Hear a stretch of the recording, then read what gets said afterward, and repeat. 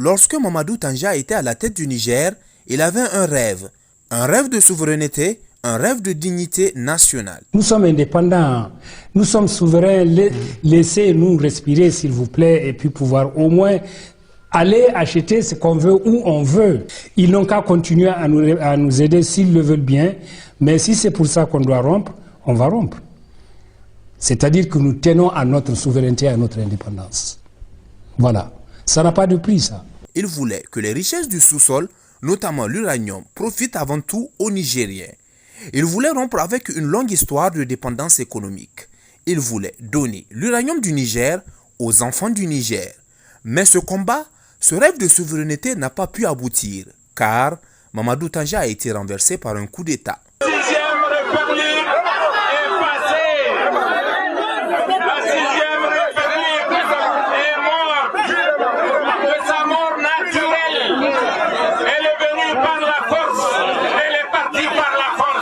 Son élan vers l'indépendance économique a été brutalement interrompu.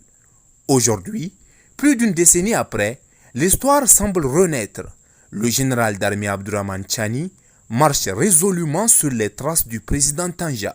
En décidant de nationaliser l'uranium, il s'inscrit dans la même voie, celle de la souveraineté nationale, celle de la dignité retrouvée, celle du courage politique face aux pressions extérieures.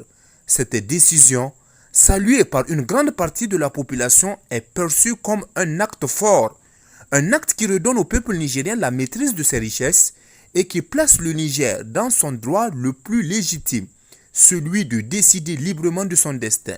Le président Tchani est sur la voie du président Tanja. Quand le président Tanja dit que vous ne pouvez pas exploiter le brut, il faudrait exploiter en créant les conditions d'avoir une raffinerie. Grâce à cette raffinerie, aujourd'hui, nous avons été sauvés quand il y a eu le coup d'État, quand il y a eu l'embargo.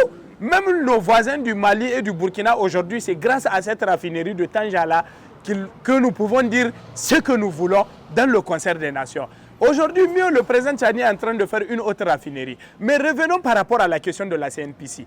Tout le monde doit comprendre que le président est en train de défendre l'intérêt du Niger et ça doit pousser le peuple dans son ensemble. Les amis du président, les ennemis du président, les soutiens indéfectibles du président et même ceux qui combattent le président, à savoir que ce combat-là est un combat national et qui doit nous unir. Pourquoi? Parce que ceux qui sont en train de dire que le président Tchani est en train de jouer avec le feu, parce qu'il est en train d'imposer une mesure contre un de ses alliés, on ne peut pas chasser la France, prendre notre distance avec les États-Unis et vouloir encore aujourd'hui être mal à l'aise avec la Chine. Mais nous sommes un pays. Et la vision du président Tchani, c'est de faire en sorte que nous puissions compter sur nous-mêmes.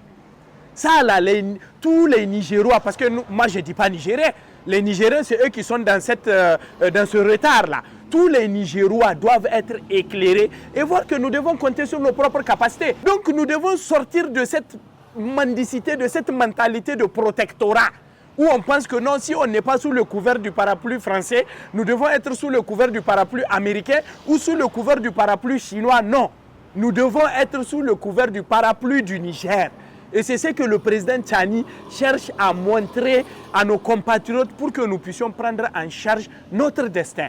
Le Niger s'engage désormais dans une trajectoire claire, celle de reprendre le contrôle de ses ressources, de défendre son honneur et de rendre au peuple la fierté d'être maître chez lui.